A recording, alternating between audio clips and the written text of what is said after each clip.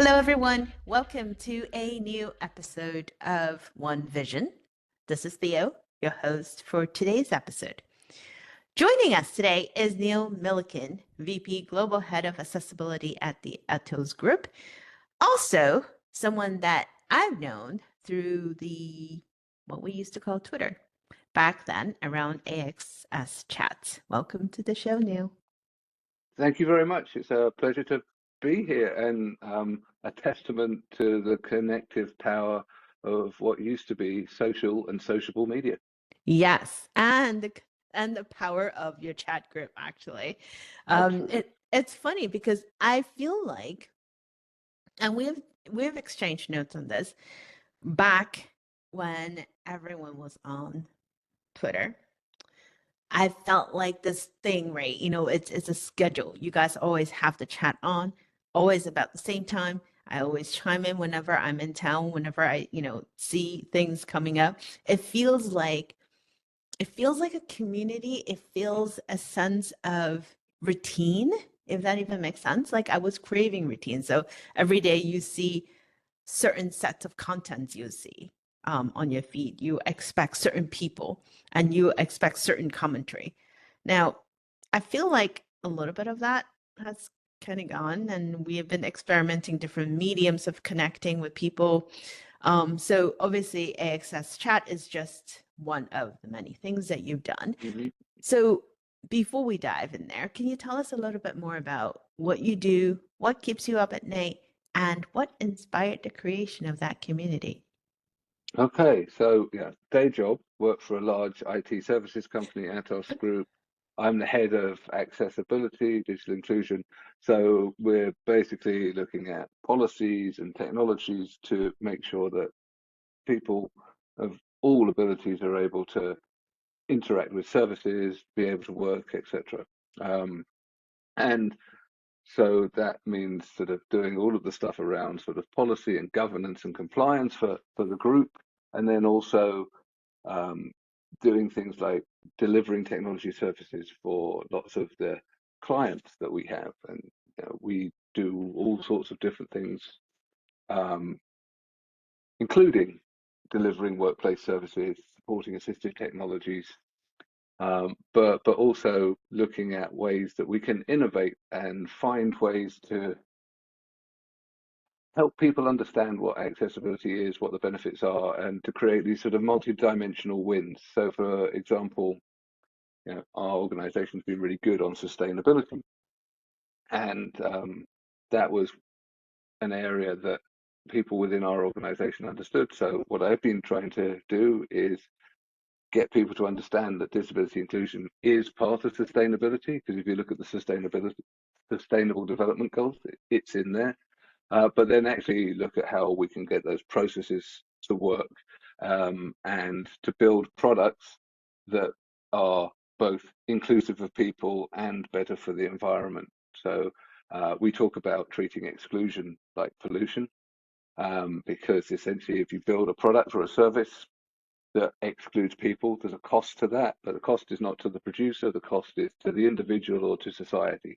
So that's what's called a negative externality, and that's the same kind of economic concept as carbon emissions or pollution. So when we take that approach, you can then sort of add a structure to what you're doing, and that's how we take the sort of structured approach within the organization, looking at the three scopes of decarbonisation. You have um, direct, indirect, and influence. And these are quite well understood within large business. And so direct is things that we make for ourselves or have control over. Indirect, is our supply chain. So I'm going to use the old school term for what we do, systems integrator. Um, we're buying in products and configuring them for other people. And so then we have to work with the software vendors that make those products and sort of broker that and also tweak them and so on to make sure that they work for our clients. And then the final part is this sort of the ecosystem, the sort of the upstream and downstream piece. And here we're looking at how we can reach out to build communities and build demand for accessibility and capacity to be able to make things accessible, because one of the things that I've noticed has come up a lot in conversations recently is people understand that disability inclusion is an important thing, that people get older, that they lose certain abilities and certain functions as a natural part of going through life, and that this thing is important, but they also understand that someone else is doing it. And when you ask them who, then they're not sure. And that's the thing. So really part of the work that we do is to grow that capability and that understanding that yes, accessibility is a bit of everybody's responsibility. It's not just someone else's responsibility. And bringing together communities. And that was one of the reasons that I gravitated towards social media. There was a community on social media focused on accessibility.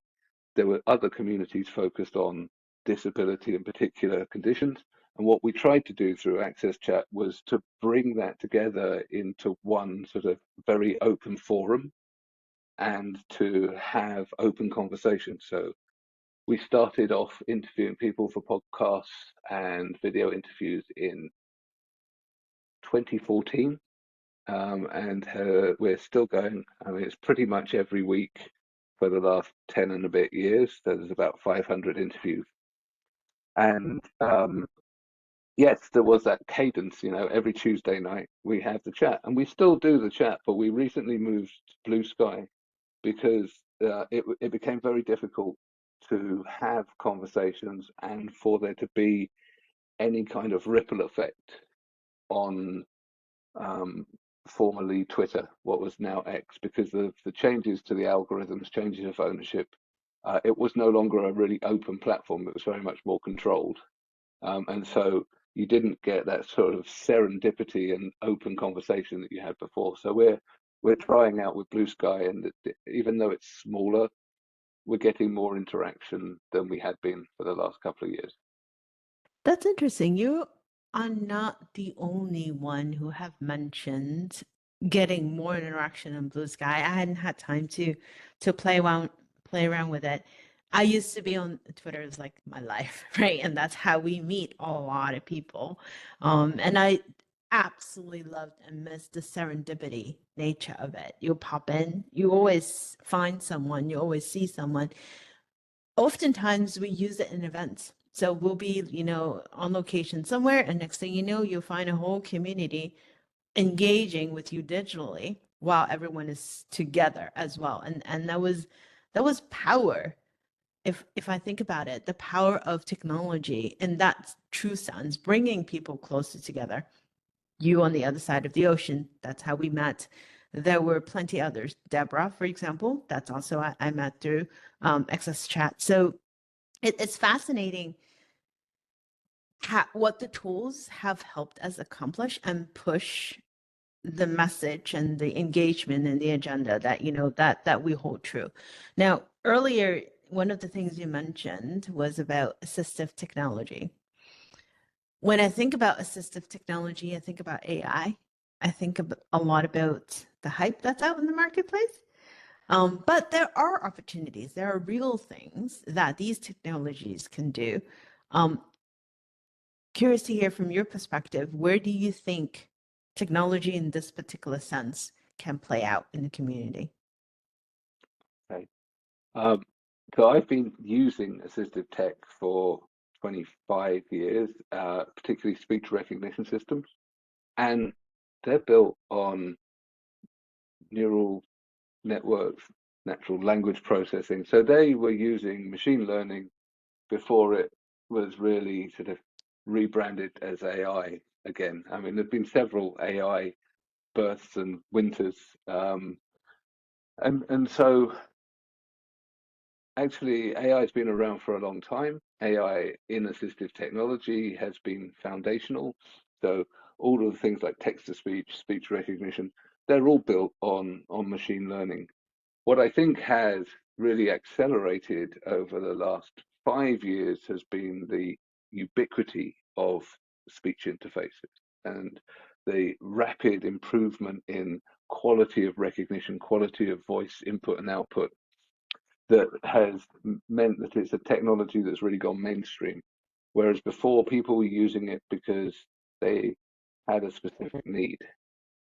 Now, there were three groups that really used speech recognition. There was lawyers, doctors, and people with disabilities.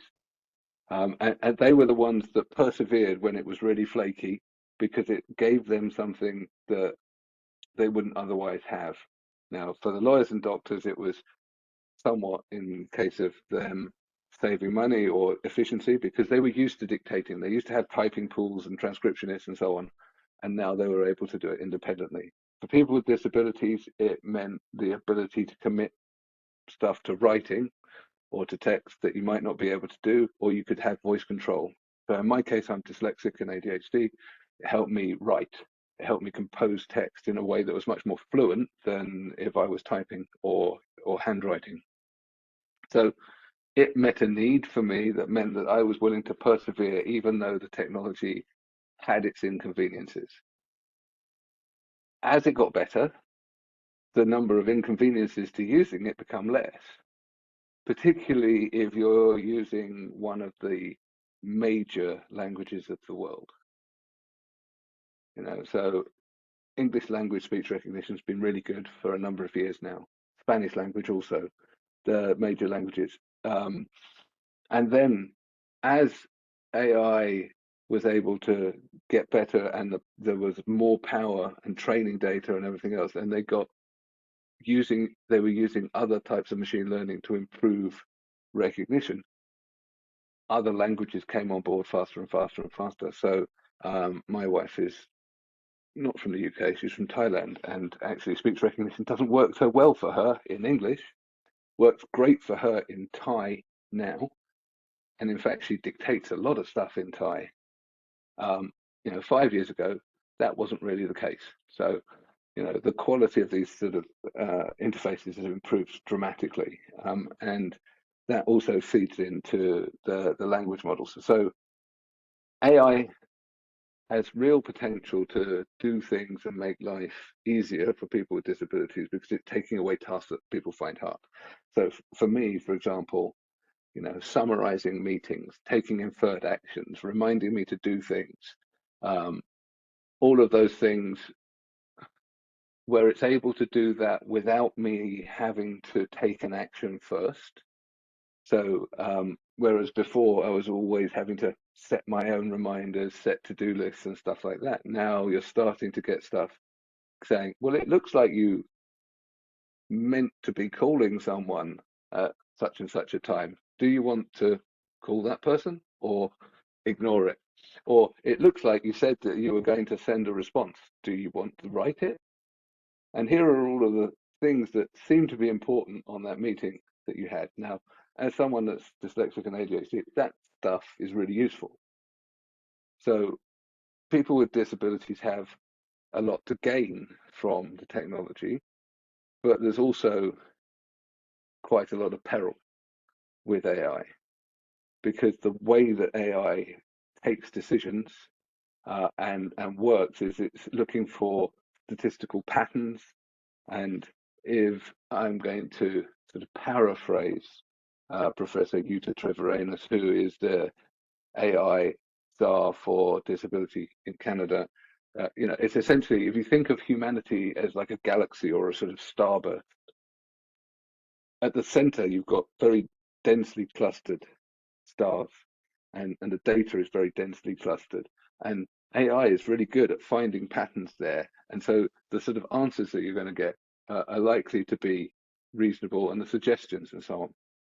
Whereas disability, that is less common, and there's great variety in the disabilities. And so that means the further away you get from the center and the more dispersed and the more disparate, the statistically less likely something is to happen. And so when you're using statistical relevance to make decisions, which is essentially what AI is doing, then you're likely to exclude people that are not at the center. So that then means that you're likely to, when you deploy AI as a decision-making tool, you're likely to actually be excluding groups within society that have already been excluded, or flagging them as a statistical risk. So, like in decision-making systems for deciding whether or not people of certain ethnicities or from certain areas would get parole.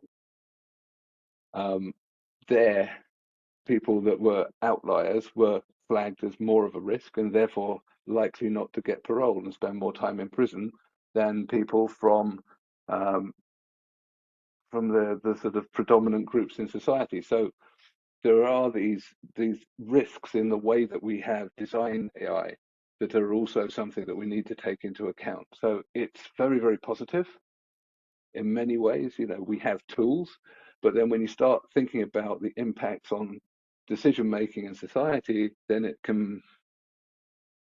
really requires some safeguards. And if you look at the way that it also can perpetuate misinformation and the impact that that then has on society, and the promulgation of prejudice and ideas that um, go against, you know, my particular beliefs and my desire for inclusiveness, then I'm concerned about the impact that that can have. You can see with the ownership of Twitter that the person that owns Twitter was to a certain extent radicalized by his own algorithm, by consuming his content and fine-tuning that content and consuming more of it, and then it became a sort of acceleratory cycle.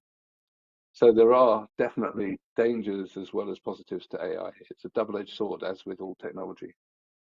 Yeah, we like to call it there's duality, right? There's the good and the bad. Absolutely. And I think as much as I love to embrace the positive opportunities of the tools and has been it's been helpful. You know, I see even the kids, right, on what they're doing with the technology my son uses is to help debug his work. It's not perfect, right? So you do need to watch for that, but it does prompt you to think about things differently. But at the same token, as you mentioned, there are dark sides to it if we do not have the right guardrails. So we don't have the governance structure and all of that. And the first thing that comes to mind is the aspect of inclusion, the facial recognition, skin color, right? There are things that there are limitations, is not quite that yet. Which brings me to something I do want to ask you, because I know that's something that is you are very passionate about and you write about it, you talk about it all the time. It's the topic of inclusion. It almost seems like a no-brainer because the world has so many people. We all come from different backgrounds. We have different lived experiences. We've gone through life differently. We bring different things and skill sets to the table. So it seemed like a no-brainer that we should actually include more of these perspectives because the world is vibrant. Why do we still seem to be struggling so bad? Because it's not lack of statistics, right? That's the fun part. People always go back to pointing out, here's the stat of how much you can improve the GDP, et cetera. I'm like, it's not the stat. We all know the stat. No, because it's hard, right? Diverse teams have more friction than Okay. homogenous ones, right? I mean, if everybody is of the same background and the same culture, you understand each other innately. You don't have disagreements, but you do have groupthink. I mean, it was groupthink that almost led to the Bay of Pigs, and us almost blowing ourselves to smithereens. But diverse teams have different perspectives. Those different perspectives come with friction. And sometimes people just don't want the friction. Maybe they don't want to put in the effort. The effort's worthwhile, but the world is quite challenging. The world of work is quite challenging. Despite all of this lovely technology, we seem to be working longer hours and be more tired than before. So if someone asks you to make an extra effort, do you always do it? I don't know. I think sometimes people have a certain amount of fatigue for some of this stuff, and also there are structures in place that it's quite easy to just continue with, because actually some of this stuff requires us to dismantle existing structures and rebuild. And even if we take software, for example, it's very rare that you completely start from scratch with a software product. It's only the startups that are doing that. And that's why the startups can grow fast, because actually the established software players are building on 20, 30-year-old code. There's loads of cruft there. There's sort of systems and ways of working that have been persistent for a long time. So the disruption and the effort that it takes to do some of this stuff is significant, is worthwhile, but it is significant. So running change programs means that you have to get into the psychology of an organization to really find the things that people care about and understand.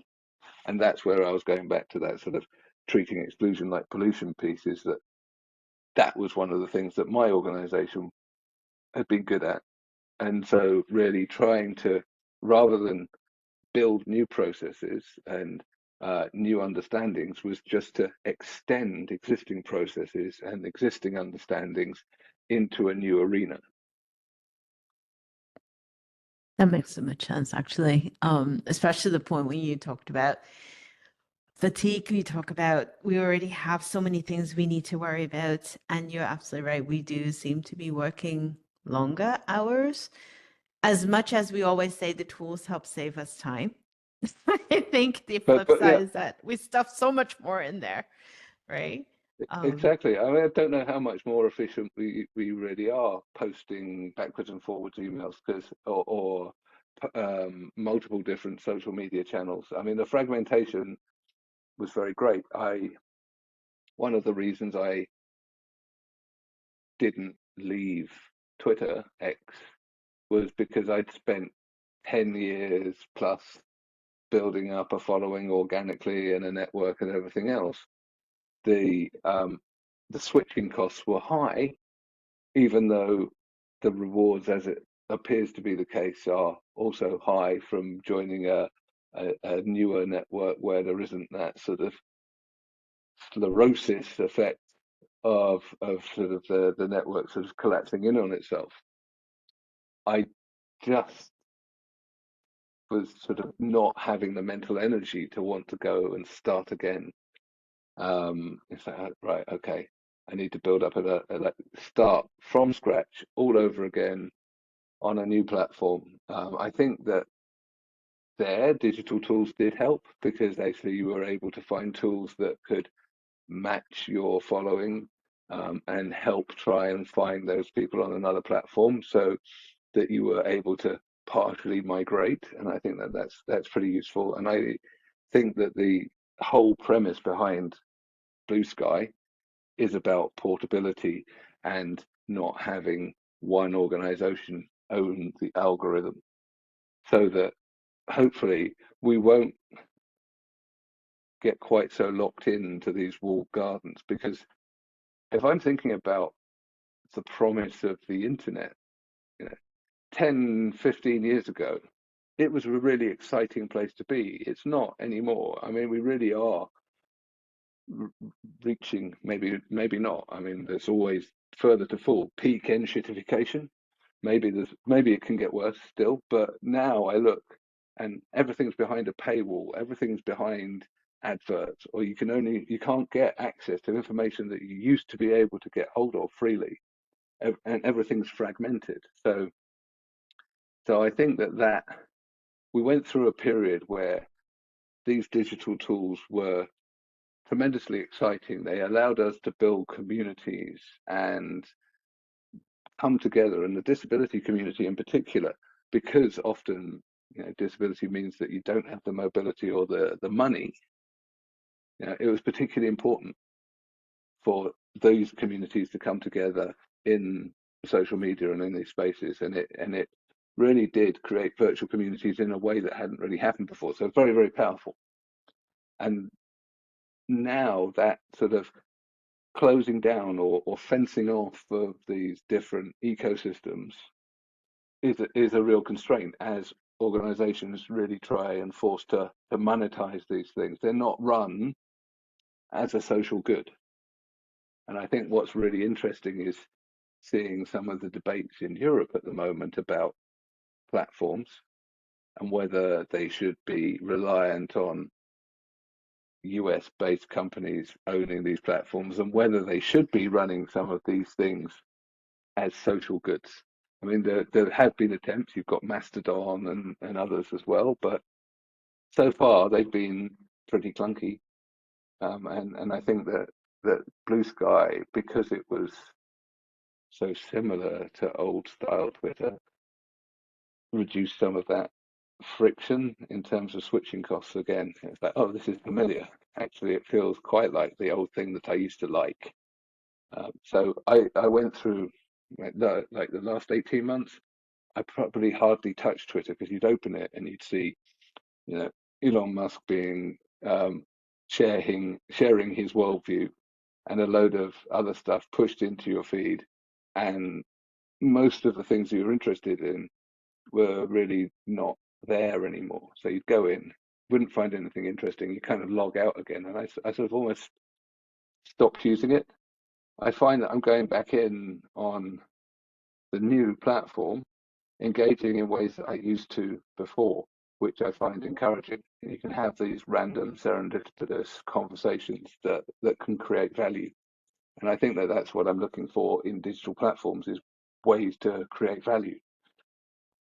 And I like your earlier point of around social good, because it's not just social media platforms, right? It's a question for innovation in general. The tools that we create, how we use the technology for, are we using it and are we innovating to redistribute the benefits of the technology so it can reach different communities where they need?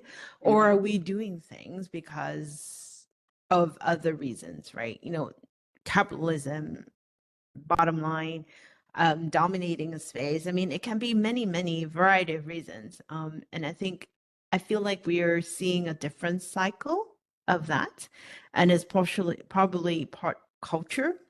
I do notice there's a different cultural aspect of why we want to do things a certain way. Why are things being privatized? Why are things, doing more towards a common purpose for a community? So I don't know what to think of it, other than we're all part of the ecosystem, and I hope that there are ways that we can influence it one way or another. It will be interesting to look back, though, right? A few years from now, looking at what we've been going through. I do agree with you on the fatigue. I've built my initial platform and my community on one single platform, and then I'm like, oh my God, now I have to do it all over again. That's a lot of work. Yeah, But it is. I feel you. Um, but looking forward, right? And this is a fun question I often ask people. Um, and this started with something my kids asked me. They were doing a school project a while back. If you were to put three things away in a time capsule, you will open it 20 years later. What would you put in there and why? I put in a wind-up record player and some of my favorite vinyl albums, because then you can have analog music. You're not reliant on electricity because we don't know what the future will bring. Um, and actually, a really good book. So, so I think it would probably be something like USA by John Dos Passos, which was a massive book that I read decades ago. Something that, as a historian, causes you to think. Um, Now, that was written at a time, 1920s, actually many parallels to what we have going on now, a time of real disruption and um, changes in society. And I think it's a really interesting read, but it's also something that will take me away from a screen because I spend an I'm awful seeing a lot of time trend in front here. of screens. Yes. Don't we all? Don't we all? That's why when I caught one of your posts, you were actually in an in-person event. I'm like, oh yeah, I like those.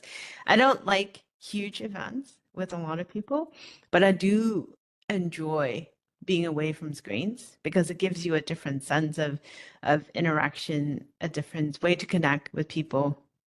Um, and I'm going to end this with one last question. What gives you hope?